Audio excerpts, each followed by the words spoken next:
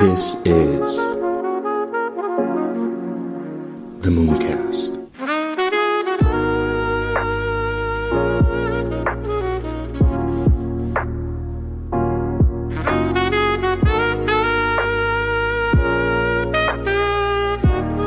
Welcome to the Mooncast. I don't want to waste any of your time. We have a lot of news to cover today, so let's just get right into it. So, ChatGPT can now predict stock moves from article headlines. Madness, right? So this article says, artificial intelligence has clearly been thriving. The capabilities of AI tools like ChatGPT justify the fever surrounding the technology. From clearing exams to posing as a potential threat to several jobs, ChatGPT is advancing at an impeccable rate, right? Alongside its other capabilities and capacities, a new report highlights how the AI tool can now predict stock moves. According to Bloomberg, ChatGPT can now foretell the fate of stocks based on article headlines. ChatGPT has employed to carry out market-relevant tasks, and two studies about the same were released.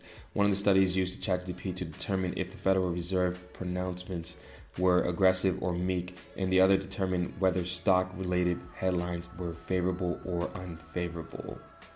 The AI chatbot cleared both the above-mentioned test. This further highlighted how a multitude of text from news articles, tweets, and even speeches could be converted into trading signals. This is madness, guys. But is this something that I've been predicting for a while now? Like, I don't know how the markets are going to be. I don't know if AI, how you can basically stop an open source software from being able to be used and plugged in on the API of different platforms to be leveraged for optimal trading bots and utilization. So I don't know what they're going to do to defend this type of thing, but I just know that the entire landscape of markets and trading is going to change. Every vertical is going to be affected by artificial intelligence, but there's going to be definitely new products launched that do have optimal AI trading bots that also have, all the different elements that you need and basically have access to the open web too as well. So it's going to be quite interesting moving forward to see the implementation of these things. I am bringing somebody on the podcast who does have some trading bot tooling, and I believe it does have AI backing too as well, as a natural inclination of the future that we will continue to see more and more of these type of services start to roll out that are leveraging the ChatGPT OpenAI APIs to be able to facilitate more accurate predictions in trades with their trading bot and so on. So let's move on to the next topic. So Apple Card launches a new high yield savings account in partnership with Goldman Sachs. This is I find this pretty funny, man, because how are they getting the yield? But let's go ahead. Let's read a little bit of the article. So it says Apple Card has officially launched its new high yield savings account to users today. Moreover, the account is offering 4.15% APY to users, according to a press release issued today. Subsequently, Apple notes that the rate is more than 10 times the national average. Okay, sounds cool. The new feature from Apple allows users to grow their daily cash rewards with a new savings account from Goldman Sachs. Additionally, the feature requires no fees, minimum deposits, or minimum balance requirements, the press release stated. And so this is very interesting for me because there has to be a catch, right? They're more than likely probably locking up funds, is what I'm assuming, right? So I just don't see a way in which you can roll out a product that has a more competitive high interest savings or yield than some of the products that are already available through the bank without some kind of caveat, right? How are they getting the yield? What are they doing with the capital that you deploy? Is the capital you deploy locked up? These are all different things that you need to be asking yourself before you deploy capital into this service, right? Because you want to be careful and understand the counterparty risks involved. And so when I see stuff like this, I'm always very mindful, and I do my digging to see where the yield is actually coming from. As you do know, we did have a lot of crashes with these high yield savings products, these Web2 products that were coming out during the last bull run that just passed recently. You did have the Voyager where they were offering a 9-10% rate with USDC. Then you did have Celsius, they were offering high yields too as well. You had BlockFi offering high yields with Bitcoin and Ethereum. So no one ever asked, okay, if I deploy my capital here, how are they getting the yield? And typically what ends up happening is what they're doing is they're taking that capital and they're loaning it out to another unsecured or secured creditor, right? And that creditor is taking that capital and probably deploying it out to invest, right?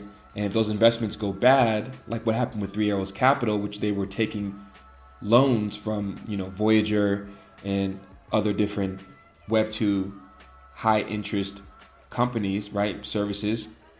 And, their investments crashed. Well, they couldn't pay back the loans. And that means that the consumer loses, because then that means that they don't have the liquidity to be able to pay back the consumer when everyone starts withdrawing the money as the bull run winds down, right? And so this is stuff that you need to keep in mind when you're thinking about deploying your capital, and you need to weigh the pros and the cons and the counterparty risk involved. So let's move on to the next piece of news. So Twitter enables crypto and stock trading through eToro, right? This is very interesting. I don't have Twitter, to be honest with you guys, but something that maybe I'll go and investigate and check out just to see the development of this. But it says here, this article, Twitter has officially enabled crypto and stock trading through its partnership with eToro. Moreover, the move arrives following news earlier this week surrounding the collaboration between the two companies, initially allowing the observation of real-time stock and crypto prices, right? The integration of the digital asset industry and the social media platform has been slowly building. Specifically, the platform initially launched a feature in December that allows users to search for a tick or coin symbol to observe prices, right? Consequently, enabling stock trading is the latest development of those efforts, right? So this is very interesting, but again, if they're doing crypto trading, how do I know that I actually own those assets, right? And those assets are actually backed one-to-one in the back end.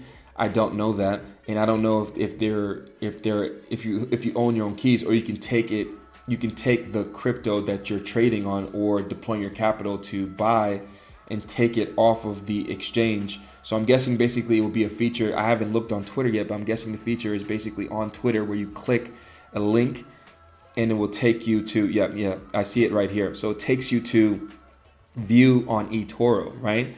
And so it indirectly redirects you to eToro, right? And then you go on eToro and you're able to trade, right? Stocks, crypto. But from my understanding with eToro, you're not able to take your coins off the exchange, so they're actually not yours. And as you know, in crypto, not your keys, not your crypto. So for me, I'm always quite skeptical when I see these products launched. I know Twitter is moving more towards crypto and adding different products and services that tie around crypto. They're starting to market a little bit here and there with Doge. Potentially we'll be able to maybe tip with Bitcoin and Ethereum. I'm not entirely sure, but over the course of time, they will be slowly rolling out and integrating new features that tie into crypto, right? So this is very interesting, but it does raise the awareness of crypto and helps to legitimize it. But at the same time, it's definitely something that there's a counterparty risk again involved, and I'm sure you need some form of KYC, right, to be able to buy the crypto, right? So not everyone's going to be able to access it depending on where you live. And so it's something else to keep in mind too as well. But it's a very interesting partnership, and yeah, we'll see where it goes from here. Elon's been making headlines, in the crypto space a lot as of late within the past few years. So yeah, let's move on. So the SEC charges Bittrex crypto exchange for violating federal laws, right? So this is another exchange the SEC is going after for violating laws that, in my opinion, aren't clear and concise. And so a lot of companies are being confused, right? You have, which we'll get to later, the issue of potentially Coinbase leaving the US, right? Because of unclear laws where they've been literally telling the SEC for over half a decade now. They've been telling them, hey, look, regulate us. Please regulate us. Please give us regulation. And they haven't done it, right? So I'm not entirely sure what's going to happen for the future of crypto in the US, but it doesn't look good. And if I was a crypto company or thinking about launching a crypto company, I would definitely not be launching it in the US with such regulatory unclarity. I would be moving to more crypto favorable environments, such as in El Salvador, such as in Dubai, or Malaysia. These types of areas, they're a little bit more friendly when it comes to crypto. And yeah, so let's read the article. It says, in one of the latest scrutinies, the Securities and Exchange Commission, SEC, has charged cryptocurrency exchange Bittrex and its former CEO for numerous federal law violations.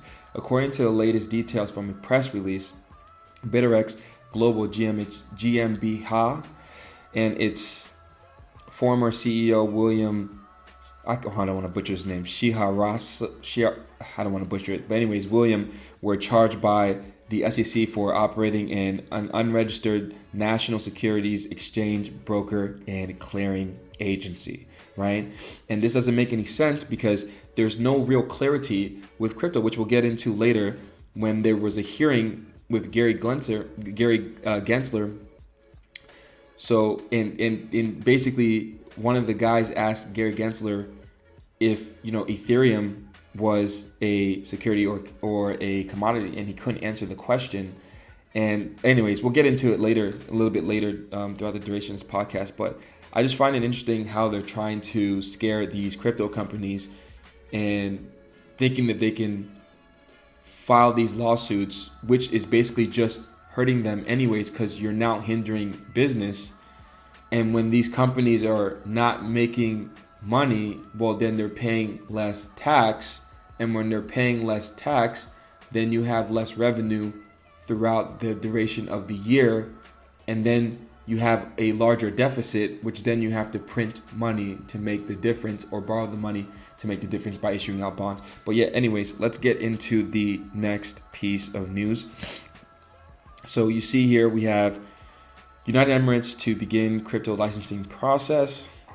As you can see here, you see these guys are forward-thinking guys, They're inviting the people to come and innovate and be at the forefront of innovation and become the new Silicon Valley, which I think it's either going to be United Emirates or it's going to be El Salvador, or it's going to be a combination of the two. They're going to be the new top-tier locations for innovation in Web3.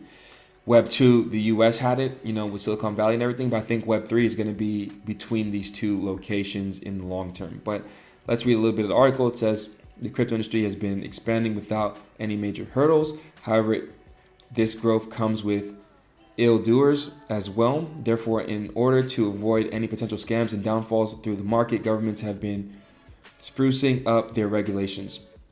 The United Emirates seems to be moving in the same direction, right? So earlier this week, UAE's Securities and Commodities Authority revealed that it would soon start accepting applications for crypto licenses, right? Businesses looking to set up shops in the UAE and provide crypto services across the region will be required to gain approval, right? So at least they have a clear way in which you can then apply for this license and get the approval to then be able to operate regularly and without harming your business because of some random Wells notice out of nowhere that absolutely makes no sense at all, because it doesn't correlate to the current legal framework that exists. And yes, I'm speaking about the United States right now. So when you're looking at countries that are more so favorable to cryptocurrency, they know what they're doing, right? I completely love the way Dubai handles their country, or not Dubai, but the United Emirates operates like a business, right? They operate like a business. They knew that lowering, for instance, if you look at Dubai, for instance, right? They lowered the taxes to zero, right? Which then what? Entices the entrepreneurs to come, right? Which then in turn creates jobs for the locals, which then basically pumps up the economy, and then you have all the jobs there, and then eventually you'll increase the taxes incrementally. Now I think as of this year, they're going to have a 9% inland tax or something like this, right? Or mainland tax or whatever they're calling it, right? Corporate tax for businesses that are actually mainland and are actually making their money from Dubai. So they're very, very strategic because they knew that the oil is going to eventually run out and they need to diversify. So they built up the entire city, right, in Dubai. And for tourism, so they're getting tourism income. And then as well, they lowered the taxes to zero to entice the entrepreneurs. It's just very, very strategic, right? So the article also reads, following a resolution by the UAE Council of Ministers to regulate the cryptocurrency industry last year, the licensing system was authorized by the SCA, which is the Securities and Commodities Authority, on April 17th. Furthermore, early this year, the SCA assumed control of the sector, right? This move could be attributed to the increased number of firms that have been entering the UAE. Earlier today, major crypto exchange Bybit entered UAE by setting up its headquarters in the region, right, guys? And this is going to continue to happen, right?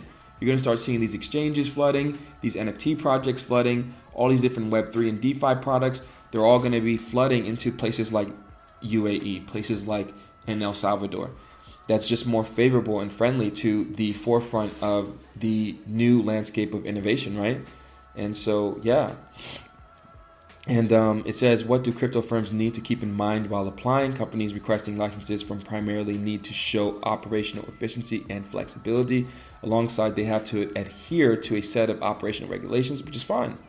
The statement further read, a person wishing to engage in virtual assets activities shall have headquarters in the state to conduct his business according to one of the legal forms approved by local authorities concerned with commercial licenses, right? So super important, guys. UAE continues to make moves the right way. Really like what they're doing. And yeah, so let's move on to the next piece of news. So here we go. We got Brian Armstrong highlights chances of COINBASE moving out of the US. Oh my God, what a shocker, guys. So let's look and see. It says the crypto industry has struggled to thrive in the US. Duh. The uncertain regulatory environment and the hostility of lawmakers towards the industry have curbed its growth. As this rocky relationship between the crypto market and the US government persists, businesses may soon move out of the region. Oh my God, what a surprise. Brian Armstrong, the CEO of Coinbase, seems to be stirred by the lack of regulatory clarity in the US. This has further prompted him to highlight the possibility of the firm moving out of the US appearing at the FinTech Week in London. Now that's interesting. Armstrong stated while answering a question put forth by the UK's former Chancellor George Osborne, anything is on the table, including relocating or whatever is necessary. Coinbase has a strong hold on the US market. Now that the Binance is under the radar of the government, the Armstrong-led exchange could have an upper hand, right? However, it seems like regulators were targeting the entire industry and not just one firm. Oh my God, really? This is crazy. But anyways, he further added, I think the US has the potential to be an important market for crypto, but right now we are not seeing that regulatory clarity that we need.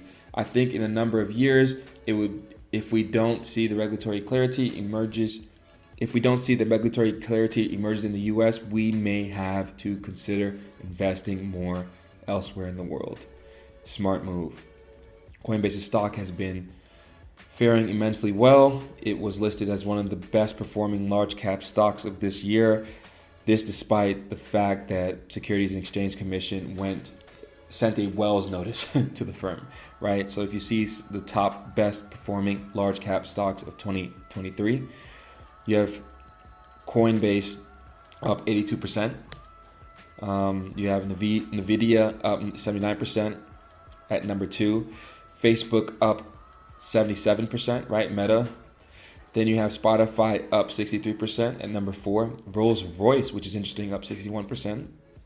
You have Align up 59%.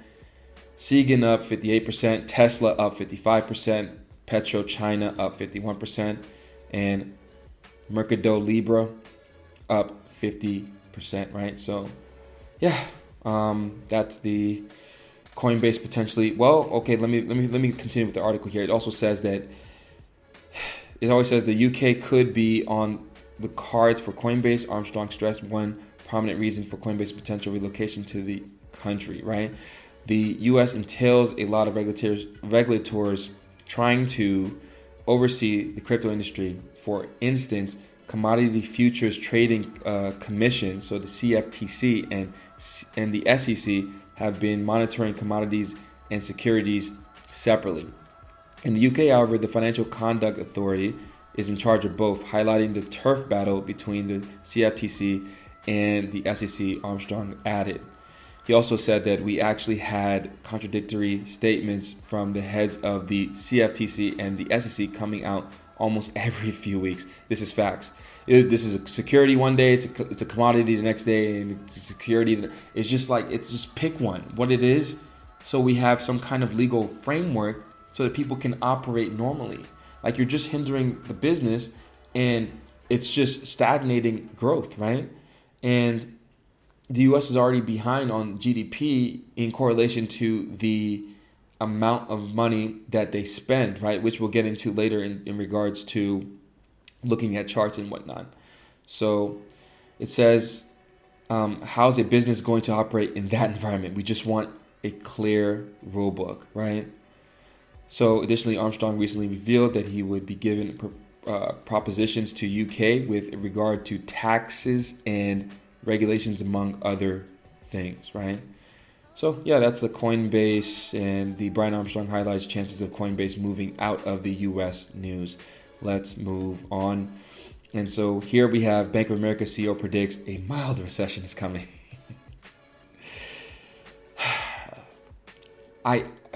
We've been in my opinion, we've been in a recession, right? But again, we're not in a recession until they say we're in a recession. Jerome Powell, chairman of the Federal Reserve, did state that there would be a soft landing, right? That's the point of the incremental 25 basis point rate hikes, right? To eventually get to a point of where you are, incrementally pulling the liquidity out of the economy.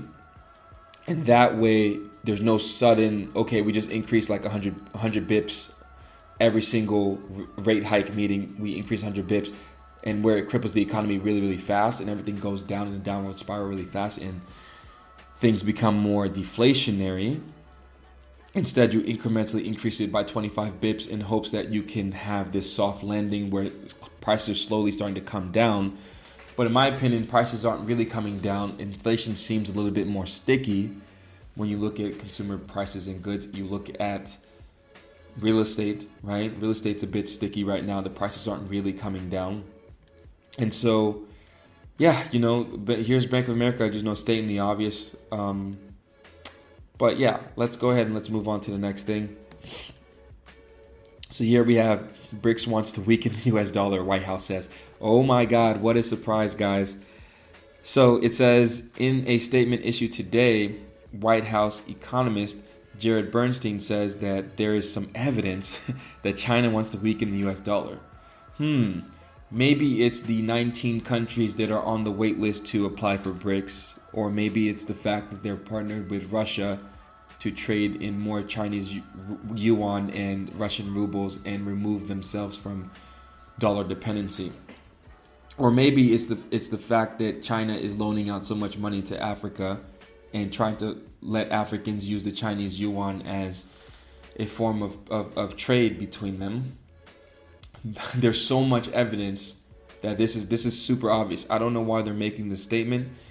I don't know what the purpose of this means in the landscape of things when we already kind of know this if you've been following the news and you haven't been living under a rock for the past few years, So I think that over time, my assumption is that potentially what can happen is that we can be in this sort of I think in the next, let's say 20 years, right? This is my prediction. This is just my opinion, right? I think that in the next 20 years, we could live in this sort of multi-currency type of environment. And in this multi-currency reserve type of environment, we will have a multitude of different reserve currencies, like running afloat, right? Maybe one of them is gold. Maybe another one of them is BRICS. As the US dollar starts to decline, the US dollar will still be one of them. And then the other one, I think, would be Bitcoin, right? Because my theory is that as BRICS continues to gain steam and more countries continue to join and decrease their dollar dependency, well, they're gonna launch also the CBDC, right, as the layer on top of whatever it is. So if, let's say, they're backing it by gold, they're gonna launch the CBDC to track it through the chain, right? And the US will have their CBDC, which they're rolling out the FedNow beta version in July. And what I think will happen is when countries are trying to facilitate international trade, well, they don't want to be holding other countries' CBDCs who aren't in BRICS, because other countries will have their CBDCs. They don't want to be maybe holding the US's CBDCs. Maybe they don't want to be holding CBDC reserves at all because they don't want that potential counterparty risk. So a good way to solve the problem, and I hate to say that Bitcoin fixes everything, but it's Bitcoin, right? Because it's a neutral asset that nobody controls, that if you hold it in your balance sheet, you don't have the counterparty risk of it being confiscated or frozen through the chain, right? And so that's kind of how I see things moving forward. But yeah, let's move on to the next thing. And so here we have Gary Gensler expresses concerns of crypto realm in a recent testimony, right? So Gary Gensler, man, this guy he's a funny guy. So Gary Gensler and the SEC have been targeting the cryptocurrency industry for quite some time. While the cryptocurrency industry has been welcomed with open arms by several nations, facts, the U.S. is exhibiting a different attitude. In one of the recent testimonies with the House leaders today, SEC Chair Gary Gensler expressed his concerns about the cryptocurrency realm. Gary Gensler says cryptocurrency is incompatible with current securities laws. Yes, this is facts.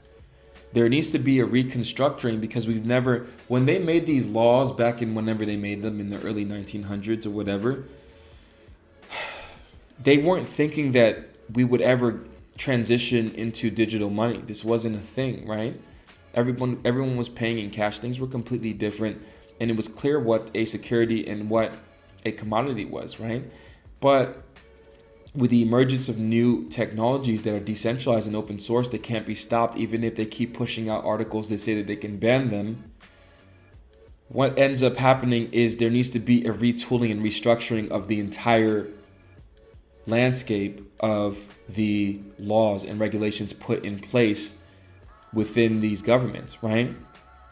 And so it says here in this article, during the House Financial Services Committee hearing of SEC Chair Gary Gensler, he was thrown with several questions regarding the cryptocurrency realm. During the testimony, Gensler mentioned that I've been in and around finance for 40 years, and I've never seen a field that is so non-compliant with securities laws.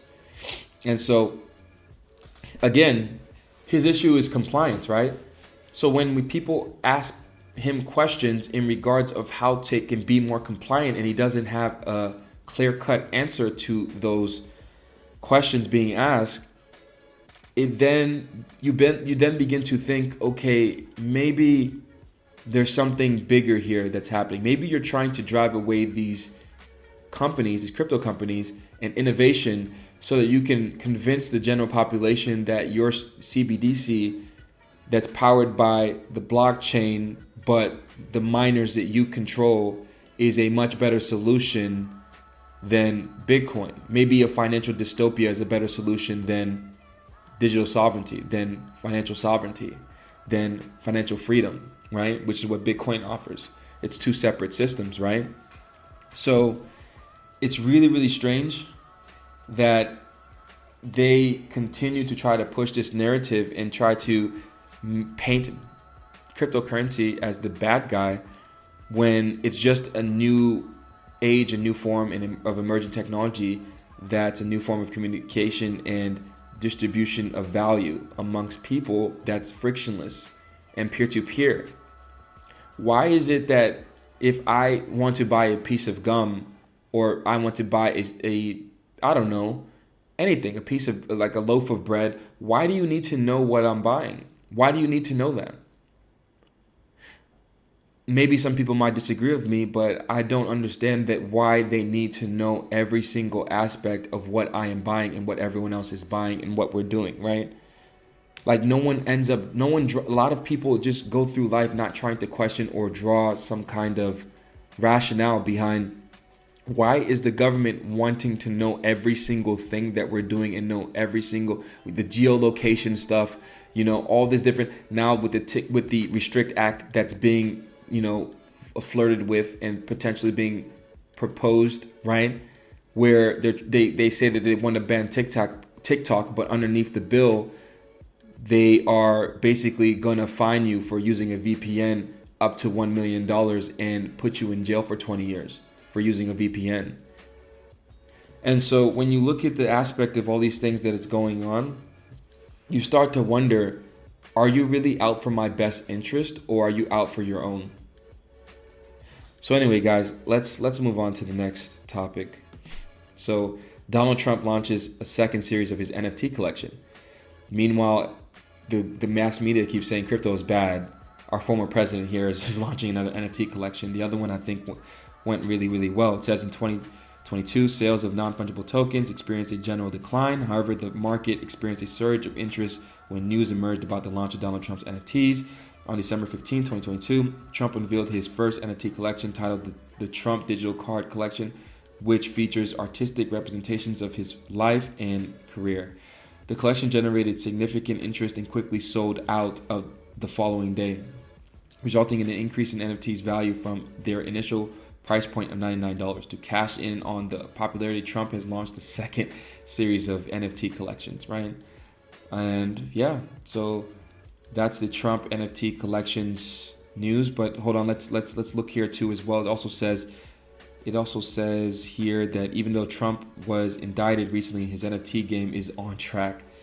According to details from his recent post on Truth Social, Trump is launching his second series of digital trading cards for the NFT collection after success of the previous launch. Yeah, yada, yada, yada. So it says Trump's new NFTs will be minted on the Polygon, and the floor price of the NFT will also remain the same as well, right? However, the second series will feature different art features and traits. Series 2 will have a total of 47,000 NFTs, 2,000 more than the Series 1. So, yeah, for those interested, I don't know if they're already currently trading because this article is about a few weeks old. It was on April 18th. So if you guys are interested in that, maybe you can buy in the secondary market on OpenSea. It should be available, right? And yeah, so let's move on to the next topic. And so here we see that the U.S. Congressman officially introduces bill to remove SEC Chair Gary Gensler, right? This is hilarious, because people are seeing this as clown world, right? With what's going on, right? And so, following his intentions to bring forth the legislation, U.S. Congressman Warren Davidson officially introduces a bill to remove SEC Chair Gary Gensler. Moreover, Davidson spoke at the conclusion of Gensler's congressional hearing calling for a restructuring of the SEC. In a statement that was crucially honest, Davidson cited Gensler's failure to protect investors and abuses of power as the basis for regulators restructuring. Additionally, the closing remarks, executed a clear introduction of legislation that places an executive director to report directly to the board, right? And so, guys, you see, people are starting to get tired of this nonsense, and they want to restructure the entire landscape of how things are working in the SEC, right? Because the current landscape of how things are, it's not working, right? For this new emerging technology, there needs to be a restructuring of the entire framework, and people are starting to realize that. And I think, and I hope that this bill will go through and it will get passed, and we can come up with a better sort of landscape of leaders, or a better sort of governance in this case, to be able to facilitate an optimal legal framework for the cryptocurrency industry, right? So anyways, guys, let's move on to the next piece of news. Russia prepares draft law to allow crypto for international trade, right? And so Russia's moving in, guys. So meanwhile, while the US sits on the sidelines and starts driving innovation and business out, people from the other end of the spectrum are starting to see that as an opportunity to drive business in, right? And so several nations around the world have been reconsidering the currency or mode of payment for international settlements. On one hand, a host of them intends to reduce the influence of the US dollar for trading. On the other hand, there are other nations opening doors for crypto to be accepted for settlements. Russia is one such country that is moving forward in the latter direction, right? A recent report revealed that the central bank is weighing in on the possibilities of using digital currencies like crypto for international settlements. In fact, a draft law is already being prepared, right? And so it says furthermore to read, at an event with representatives of the New People Party, the chairman of the central bank, I don't want to butcher that name, recently told that the regulator can use digital assets for settlements with foreign entities, right? Such operations will be reportedly feasible within the framework of the experiment. As noted by the chairman of the central bank, I don't want to butcher the name again, the central bank opposes the use of crypto within the state. However, such funds can be used for external payments. This likely means that special institutions will be created in Russia that will engage in mining and crypto transfer to foreign structures. Such organizations will also be reportedly engaged in operations with other digital finance, right? The central bank is parallelly consulting with the government about which institutions can be allowed to do the same. The report pointed out that these institutions will presumably be entrusted to a state company first. Moving forward, private enterprises will also be added to the picture, right? And it also states that in this article, Russia is also in favor of internationalizing the Chinese yuan, right? Which we already know. As you guys know, China and Russia's relationship just continues to grow, and it only makes sense because of the commodities that Russia has and the manufacturing that China has. It's a perfect synergy and harmony between them, right? And so it's in both of their best interests for both of them to kind of succeed. So anyways, let's move on to the next piece of news. And so here we see that Hong Kong court recognizes cryptocurrency as property, right? So when it comes to cryptocurrencies, governments across the world have been confused about their true nature. While some brand it as a commodity. Oh, sorry. Excuse me, guys. It says, while some brand it as a commodity, the SEC has been trying to frame it as a security. In one of the recent court rulings involving now closed crypto exchange Gatecoin, a Hong Kong court has recognized cryptocurrencies as property. The details were shared by the law firm Hogan Lovells in one of the recent blogs, right? And so the court ruling concluded that cryptocurrencies are properties that are capable of being held in trust, according to the details. And so this is very important, guys, because Hong Kong basically is establishing that cryptocurrencies are property there. And they did this in a matter of, I believe, months, right? It didn't take them so long to create legal frameworks so that people can have clarity when investing in cryptocurrency.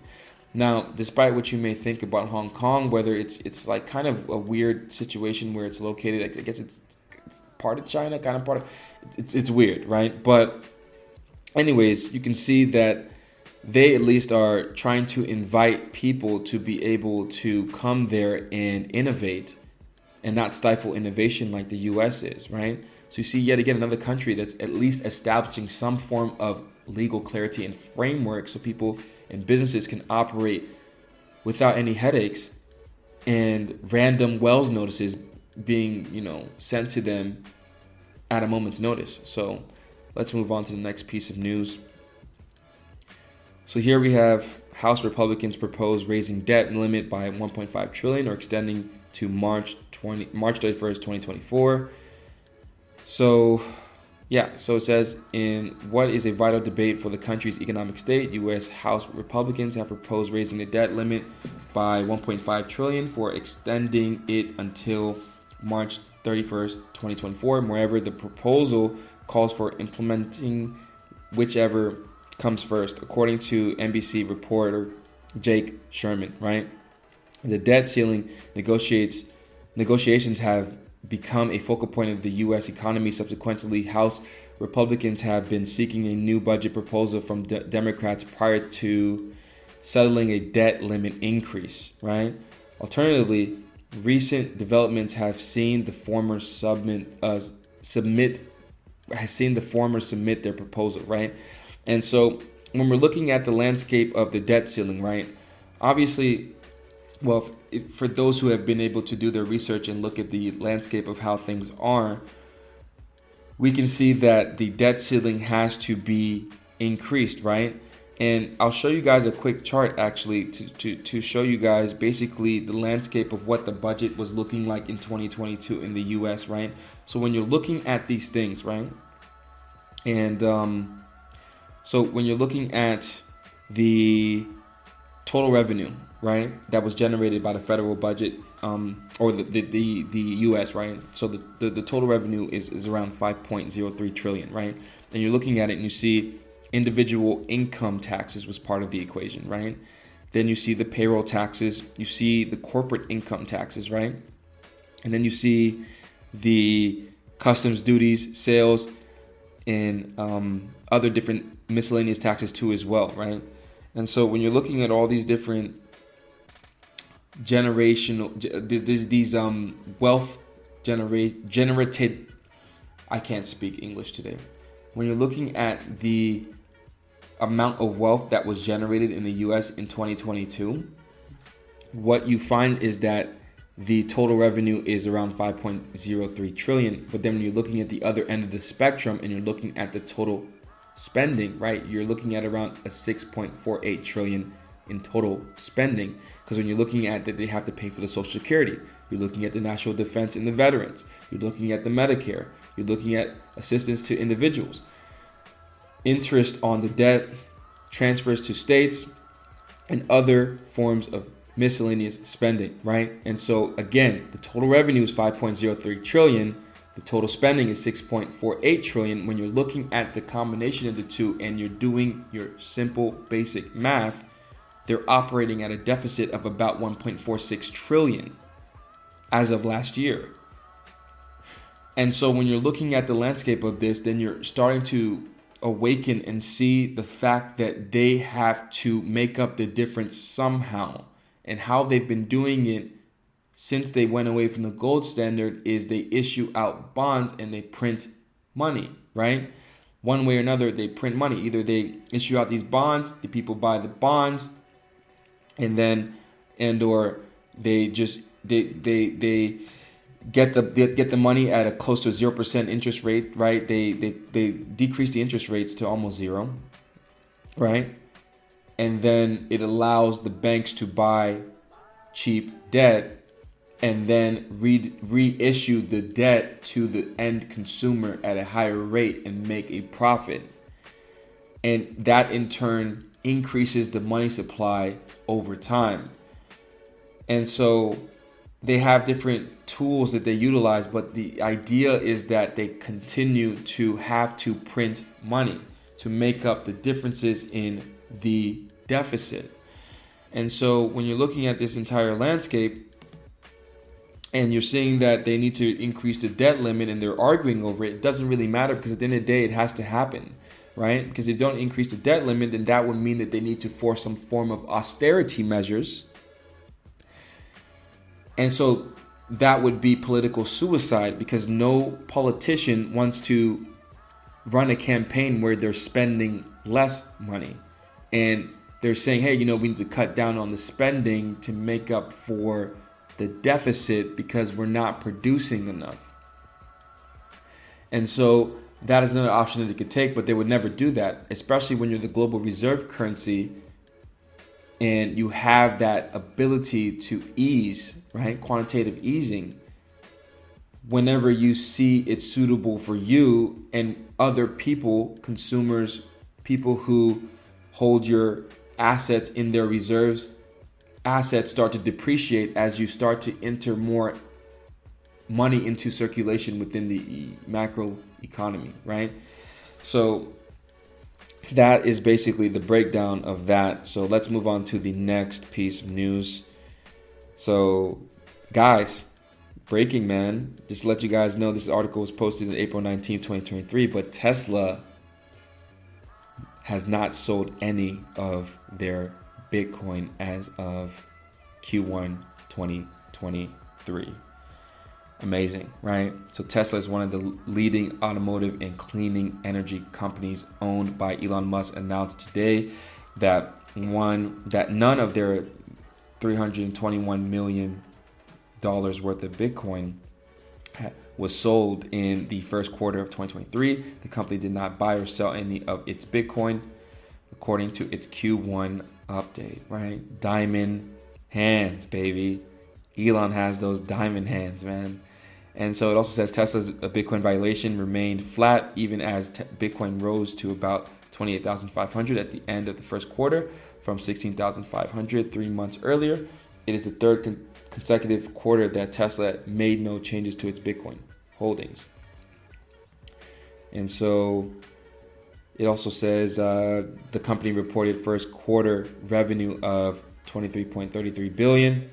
It also said in a quarterly update that Tesla had a net profit of $2.5 billion. This is down from $3.32 billion a year earlier, right? So Tesla's starting to come back on the up and up. And as you know, that their stock price is starting to rise too as well. And so, yeah, guys, Elon Musk has those diamond hands, baby.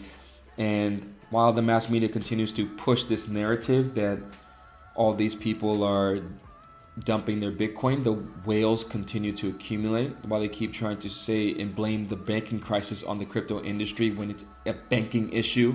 And it's clear to see now that banks are starting to crash that aren't even connected to the cryptocurrency industry. You're looking at First Republic Bank, you're looking at PacWest and all these other banks that are already starting to fall too as well. You start to realize that they're trying to control the narrative, but they haven't realized that information is now decentralized and we can find information from the right educators on the internet. And so we no longer have to be beholden to a mass media outlet that's spewing information to brainwash the people into controlling the narrative that they want you to believe, right? And so, yeah, let's move on to the next thing, guys. And so we see here Microsoft illegally trained AI with Twitter data, right? That's what Elon Musk is saying. So Elon says Microsoft illegally trained their AI software using Twitter data. In recent tweets, he alleges that the technology corporation has done this, ripped off Twitter's database and sold its data to other parties. Interesting. So as things continue to become really competitive with these big tech companies, right? And you see this comes shortly after Microsoft dropped the social media platform from its advertising platform, refusing to pay the application's API fees. The API provides data on the kinds of conversations occurring on the platform, which helps researchers understand what the online world is talking about, right? And yeah, so It says Elon Musk has previously shared concerns over Microsoft, in particular to the company's access to ChatGPT technology. He has voiced his strong opinion on both Microsoft and AI technology in the past. Musk now threatens to sue the corporation outright for using Twitter data in the training of its AI tech. Microsoft has yet to respond to Elon's allegations or threats to sue. Musk himself hasn't shared further comments on pursuing the lawsuit. And I think this is pretty funny because Elon has purportedly stated before that AI is dangerous, right? And if you look here, like if you look at here at this following article that I have, I just wanted to pull this up, right? And it says, like, Elon says that people should be cautious with AI because the tech is a danger to the public, right? Just follow me out here, guys. Just stay with me, right? So it says here that Elon is still quite concerned about the advanced artificial intelligence. In an interview with Fox News, Tucker Carlson tonight, he said people should be cautious with AI and advise that there should be government oversight because the tech is dangerous to the public, right? Just hear me out here, guys. Let's just continue this for a second. But it says that Elon says that I think we will have a better chance of advanced AI being beneficial to humanity in that circumstance if the government's controlling it, right? And so this is interesting, right? This is from Business Insider, right? This report, and this report was published on the 19th of April, right? So when you're looking at this, right, this is funny. So Elon basically is kind of bashing AI and saying it's too dangerous and the government should control it. Meanwhile, when you look here, you see this is the Tesla website, right? AI and robotics is part of their development. We develop and deploy autonomy at a scale in vehicles, robots, and more. We believe that an approach based on advanced AI for vision and planning, supported by efficient use of interface hardware, is the only way to achieve a general solution for full self-driving, bipedal robotics, and beyond, right? And guys, this is all public knowledge. You can go on their website and you can check this out. So Elon is basically bashing Microsoft for using ChatGPT because they're a competitor, and they're really serious because the Bing tooling that they have makes it quicker to cipher and index information and be able to get the exact information that you need with references right now. And that's plugged into the open web. And it's collecting data every time people are typing on there. And so they're really trying to compete with Google. They're trying to compete with all these different companies that are leveraging AI and data. And for me personally, I think data is the new oil. The people who control the most data can make a clear-cut analysis on what people are doing, and they can leverage that data and analytics and sell that to marketers so marketers can better market to the end consumer, and so they can make more money. And so he who controls majority of the data is going to win in the long term, in my opinion, right? This is how I'm seeing the landscape of these data wars, you know, with all these different companies. They're trying to basically play tug of war with data and people's privacy, right? And the more data that you have, the better it is for you overall as a company, because you can always leverage the data and sell that data off, right? I think every company, every business should be collecting data from clients and so on and so forth. So it's very interesting that Elon is saying that about Microsoft and bashing them, but in meanwhile he's developing his own AI and robotics toolings and stuff like that for Tesla, right? So let's move on to the next topic. So we see here Tornado Cash developer Alex Pertsev to be released from prison. Finally. This is crazy. I think it's been almost over a year. Let's see here. This article says Alex Pertsev, a developer of Tornado Cash, will soon be released from prison.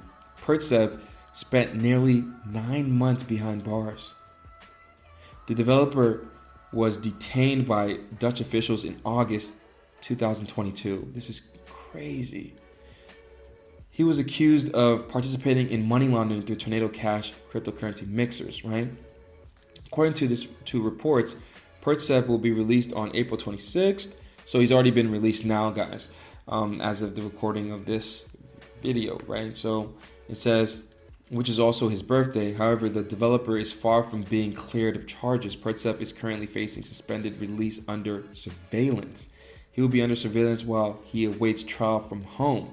Pertsev would be placed under surveillance with an ankle monitor during the suspended release period. A Dutch judge early in November 2022 rejected the developer's request to be released under surveillance on the grounds that Pertsev posed a flight risk. Pertsev was a key player in Tornado's operations, according to the prosecution. In February 2022, the developer's bail request was once again rejected. So what went wrong with Tornado Cash? Tornado Cash is a cryptocurrency mixer that is deployed by users who want anonymity in their transactions, right? Which you should be able to have anonymity to transactions. If I give my grandma $100 or give my mom $200 for a birthday or whatever, why does the government need to know that? Whether that's through cryptocurrency or that's through physical cash, why do you want to know that? But anyways, they're phasing out the physical cash portion of it. But why do you need to know these little things, you know? Why do you even need to know what I'm buying and what I'm purchasing, you know? Why do you need to know? I understand maybe the companies, they are trying to mine data from consumers to be able to leverage the data to, as I said, sell the data to the marketers so they can then market better to the end consumer. But from the government perspective, what do they need? The free market is doing just fine. And so anyways, it says a mixer, as the name suggests, mixes different cryptocurrencies and users' transactions become untraceable. Mixers are frequently used by illicit players, not true, in the crypto space. Because of the flow of illegal funds into the platform, Tornado Cash found itself in a battle with several authorities. The platform has allowed several millions of dollars worth of illicit crypto funds to be washed. And so on August 8th, the U.S. Treasury Department added dozens of addresses from the platform to the Office of Foreign Asset Control Sanctions list. Pertsev was detained in the Netherlands shortly thereafter, right? And it's crazy that they can detain you and hold you in a prison cell while you await trial for months at a time for allegations that yet have not been proven to be true, for something that you built for the open web for people to use to be able to protect their financial anonymity, which we should have our God-given right to do, because we trade our time for our money, and our money should be able to be used in whatever way we choose, because it's a direct correlation to our time that we spent to acquire it. But yet you're trying to say that we don't even own that. It's crazy. It's crazy, guys. But anyways, let's move on to the next topic, guys. So it says here, Texas passes new bill, and so it says crypto exchanges must provide proof of reserves, right? And so this is nice. I like this. You know, to protect a little bit the end user, show proof of reserves, just basically show your public wallets and see if everything is tracking.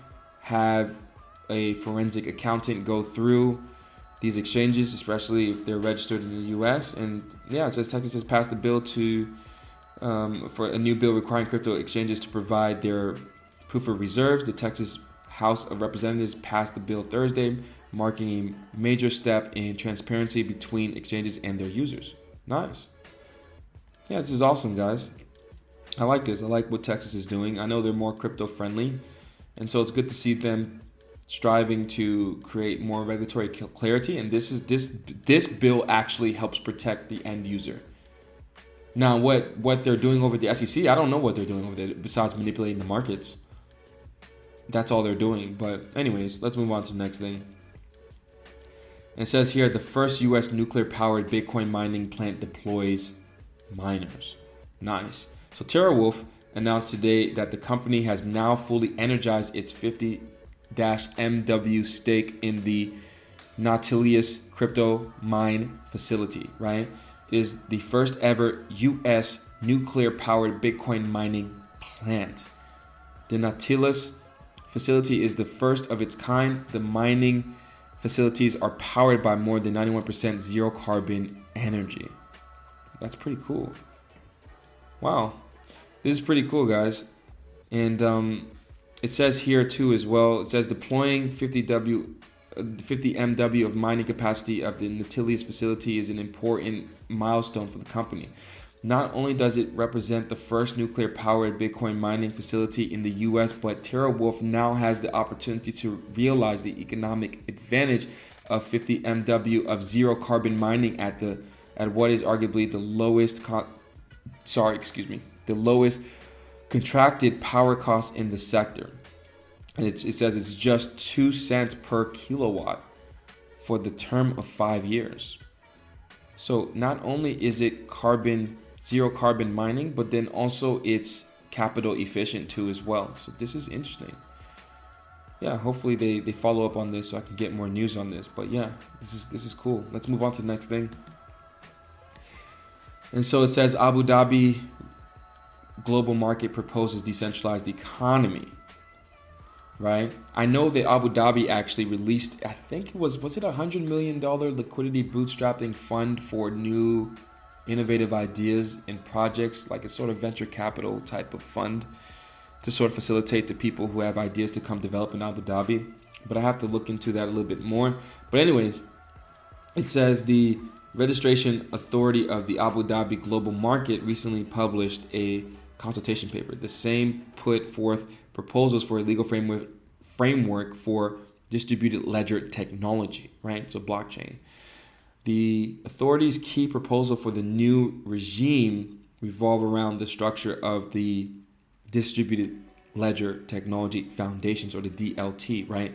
Governance and control tokens, token holder voting, reporting and disclosures, beneficiaries, profit distribution, supervision, liquidation, or voluntary strike-off and insolvency. The authority is currently seeking public feedback and comments on it. As far as the last date it is concerned, the document noted, the deadline for providing comments on the proposed framework is Friday, 12 May 2023. After receiving your comments, we shall consider whether any modifications are required to proposals, and the ADGM Board of Directors will then proceed to enact the proposal in their final form, right? Yeah, so this is super interesting. I know Abu Dhabi, man, they're making a lot of different developments over there too as well. And yeah, just the United Emirates in general, man, really, really interesting location to potentially want to look into to move, especially if you don't want to be bothered by people who don't know how to make regulations properly and try to give you random Wells notices whenever they feel like it, and try to manipulate the markets and try to overly tax and so on and so forth, yada yada yada. Let's move on to the next thing. So Zimbabwe to create a new digital currency backed by gold. Now this is pretty funny, man, because Zimbabwe, I don't know if you guys know, but Zimbabwe has been experiencing hyperinflation for the longest, right? I think like anyone can be a trillionaire in Zimbabwe, and you can have like $1 trillion and it barely buys anything, right? And so anyways, it says Zimbabwe has taken a step ahead in the digital currency sector with plans to create a new digital currency. Global nations around the world have shown interest in launching their own digital currencies. At the same time, one primary issue is the nations wanted to overcome was the decentralized nature of cryptocurrencies. For this sole reason, several nations have launched digital currencies backed by assets, including gold, right? And yeah, so it says the launch of the digital currency is envisioned to stabilize the local unit. Additionally, it is also aimed at preventing it from depreciating against the US dollar. The statement was shared by the central bank governor, John Mangudia. And it says here the digital currency will allow users who are holding even small amounts of Zimbabwe dollars to exchange their money for digital tokens. So they want to basically lock them into a CBDC dystopia like they're trying to do in Nigeria now. That's basically how I'm translating that for you guys to understand the dystopianese, if you will. And so anyways, it says this will allow them to store value to hedge against the current currency volatility. The thing is that's funny about this is why would they need to use a CBDC or government issued distributed ledger technological blockchain cryptocurrency tool, financial tool, whatever you want to call it, CBDC, right? Central bank digital currency. Why would they need to use that when there's already Bitcoin? It doesn't make any sense at all, right? Why would they? Because they're supposed to trust the government who's been hyperinflating their currency and robbing people of their purchasing power for years. And now all of a sudden they're supposed to trust these people? Oh no, guys, it's safe now. You know, we have distributed ledger technology. You know, we're putting the currency on chain, so it's going to be much safer. No, you're just going to be monitored even more, and you're going to be in dystopia. And yeah, it's absolutely madness to me that these governments. I don't know how this is a monumental moment in my opinion for humankind and the history of humanity. Will humans be so fooled to transition their money into a financial dystopia, or fight back and choose something that's decentralized and gives power to the people in a system that's open source that anyone can use and join in and nobody controls, as opposed to a more closed source system that can rob you still of your purchasing power and can determine when or when not you can buy, purchase goods and services. And I think people don't really understand that this is a fight for freedom, man. Like, you need to start paying attention. A lot of countries are starting to roll out their CBDC and people just think it's just like PayPal. I'm like, no, it's not. Every single thing you do and purchase and wherever you go will be monitored. That is their plan. So anyways, guys, let's move on, man. We're almost done. I hope you're staying with me through this. We're almost done, guys. I know this is a little bit longer than expected, I think. But anyways, it says Bangladesh pays nuclear plant loan to Russia in Chinese yuan in latest example of US dollar failing. So yet again, you have another country, right?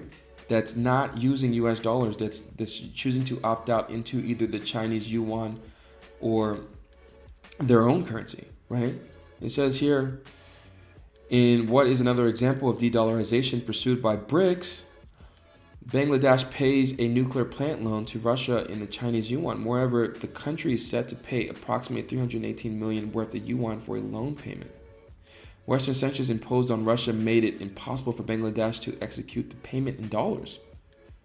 Conversely, the development follows a previous statement from the U.S. Secretary Janet Yellen on sanctions potentially hurting the U.S. dollar.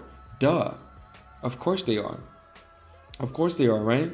So we'll continue to see this push for countries looking for alternatives as the U.S. was weaponizing the U.S. dollar, via the sanctions. And other countries are starting to see that and realize, wait a minute, maybe I don't want this counterparty risk of holding so much of these U.S. dollars in my reserves and in our balance sheet. Maybe we need to de-risk a bit. My thing is, what happens when enough of these countries start to de-risk and start dumping the dollars and there's an influx of dollars in circulation and people stop buying the bonds? I think then that would be the moment of hyperinflation for the US dollar, but I don't know. But the numbers dictate that if there's more supply in circulation compounded by the fact that we are not producing enough, well, then that would devalue our currency and purchasing power. Obviously, this won't happen simultaneously as countries are doing it incrementally, but over the course of time, there will be more and more devaluation of the currency, and we will be having more and more of a we would have less of a purchasing power over the course of time. It's inevitable, and this is the reality. This is the reality of the situation. People want to turn a blind eye to it. People don't even know what inflation is. Most people don't even know what money is. But for those who do know a bit about it and do know a little bit of the facts and choose to turn a blind eye to it and just raise their hands up in the air and like, well, it's inflation, whatever. Like, what are you gonna do? My eggs are like $20 now, and it's like, at some point, if you keep, here's my issue too as well, right? This is another thing I didn't really talk about, but you have an issue with the aging population, right? So you have the largest cohort in most areas around the world is the boomers, right? And now the boomers are living longer. And so the government has to subsidize the boomers, right? And if they're subsidizing the boomers for an expected 3 decades past the time frame that they start retiring to 4 decades, as opposed to the 1 decade that they were thinking of, well, that means that they are going to run out of money, right? Because there's just not enough money to go around, and they're going to have to print to make the difference. And so you have that going on. Then you have the issue of AI. And so AI is going to take a lot of the labor force out of the economy. And so there's going to be less tax dollars that can be collected from, eventually over the course of time, less tax dollars that can be collected, right? Income taxes from the general population. Also, you have the issue of a decrease in fertility rates. And so there's going to be less and less people in the workforce anyways over time. So you have a multitude of different things happening at the same time, and people aren't really paying attention. And then if they have to print the difference or issue out bonds or whatever they need to do to make the difference up for the deficit, well, then that's just going to squeeze the middle class even more for the people who don't own any assets. So anyways, that's just some food for thought, guys. So let's move on to the next thing. And so it says China's Jiangsu city employees receive. Why can't I speak? China's Jiangsu city employees to receive salaries in digital yuan, right? And yeah, so this is again just part of the transition for China to start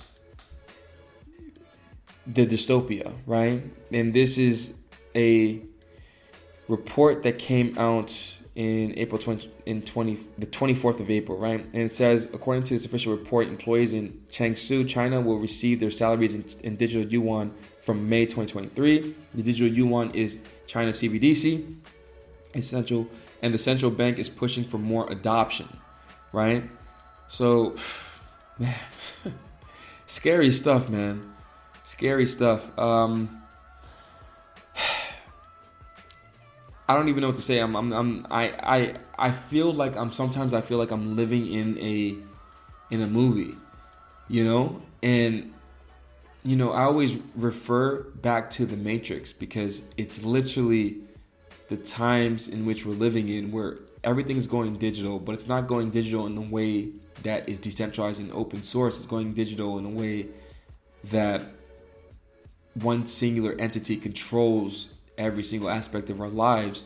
And China's already executing. They have over 1 billion people in their country, and I'm sure those people some people maybe would like to escape that system that they're in, but it won't just be China. It's not like one of those things where it's like, oh, it's just what China's doing. The e-euro is rolling out, the app is rolling out in, I think, October.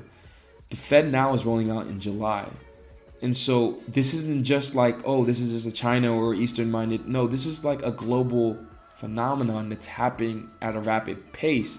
And people think it's going to happen in 2030 or 20. No, this is happening now. This year, people are rolling out their betas now.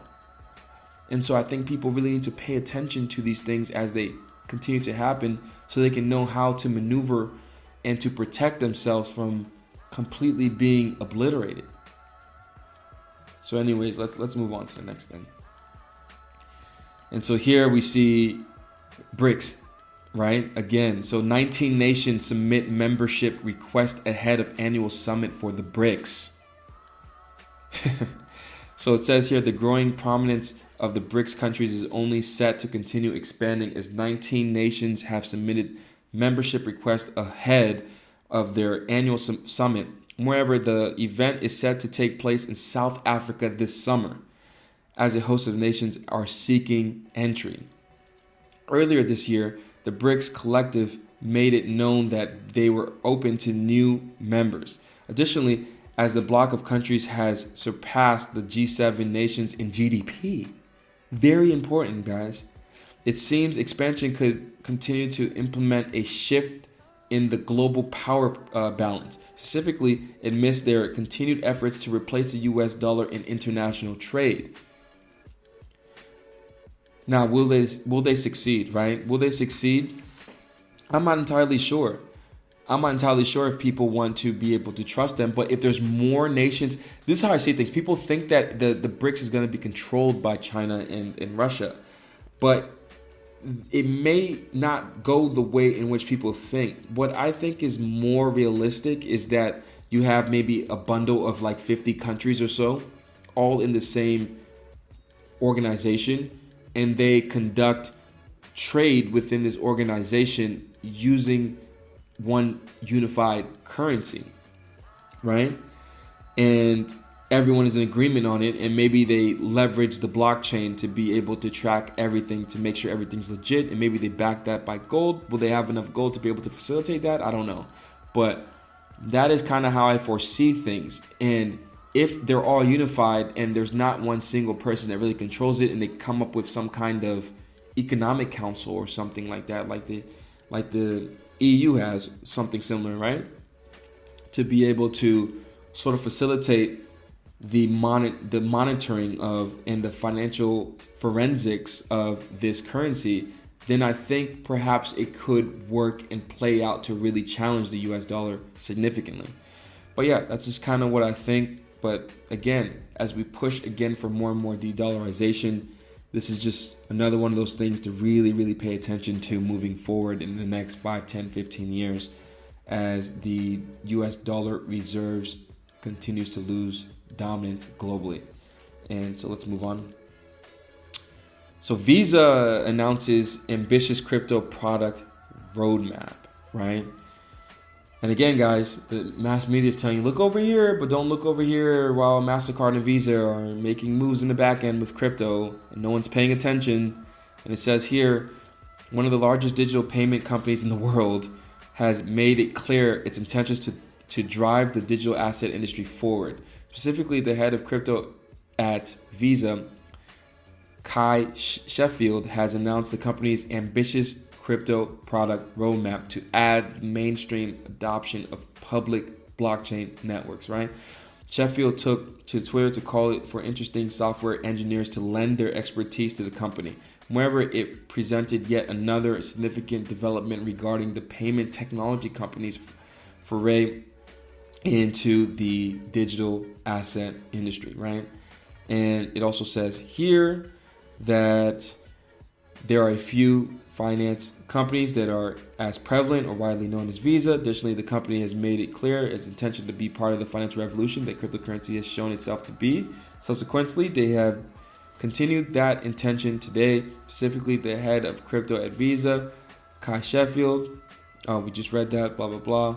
But yeah, and it also says here, additionally, Sheffield linked to an official Visa page regarding the potential engineer position. Within it, Visa stated that its crypto team is building the next generation of products to facilitate commerce in everyone's digital and mobile lives. The post stated that the team is set to build intuitive features that expose profound new value for our customers, while also calling for engineers with vast experience and passion regarding the Web3 stack of technologies, right? So yeah, Visa needs. There's always a low supply of Web3 developers. Now, is Visa, what are they going to pay these developers? And would these developers choose centralization over decentralization? Because Visa is trying to integrate crypto, but in a centralized fashion where they're monitoring everything, whereas the Web3 version is more decentralized, right? And I believe Web3 developers get paid more in the Web3 space, as opposed to these Web2 companies that are just maybe integrating a portion of Web3 into their ecosystem somehow, right? Through a tokenization model or through a payment solution or wherever, right? And so I don't know how far they're going to get with this. I don't know if they're going to be able to attract the demand that they want from developers. It depends, I guess, on how much they're paying. Because I know Haskell developers, for instance, on Cardano were making like 20 grand a month, right? And, you know, Cardano, they haven't really been able to deliver much because of the tooling, right? And so, again, this is something to really keep in mind moving forward. But yeah, let's move on to the last and final topic. So Binance will list PEPE and Floki in the innovation zone, right? Guys, I missed this one. You know, I'm gonna be honest. You know, I was into meme season last cycle. I did invest in SafeMoon and made a lot of money from it. And PEPE has just continued to pump. It's ridiculous. I think it's a top 50 cryptocurrency right now. And I guess it's going to establish itself as one of the top meme coins in the industry, man. I guess it's meme season early, man. I don't know. I didn't expect meme season to be happening this early, but I guess that's the case, you know. And despite what everyone is saying in regards, when I say everyone, I'm talking about the mass media, right? What they're saying in regards to how the cryptocurrency won't survive or whatever the case, and they keep trying to throw shade on Bitcoin. The industry is live and thriving, and people continue to leverage tokenization models packaged with really good marketing to be able to pump their bags. And I can't be mad at it, man. You know, get your coin, get your money. If people in the market is finding it value and tossing money into it, then why not? It's not something that's really for me to hold long term, but I do meme coin investing from time to time in regards to trying to just make a profit and take profits and move it into something more safe and has real world utility, you know. But yeah, that's the final piece of news for today, guys. I'm super exhausted, lots and lots of talking, but I hope you guys enjoyed this one. Sorry to go a little bit over the time limit, but this news was really, really important. Had to get this information out to you guys, man. Hope you enjoyed it, man, and peace.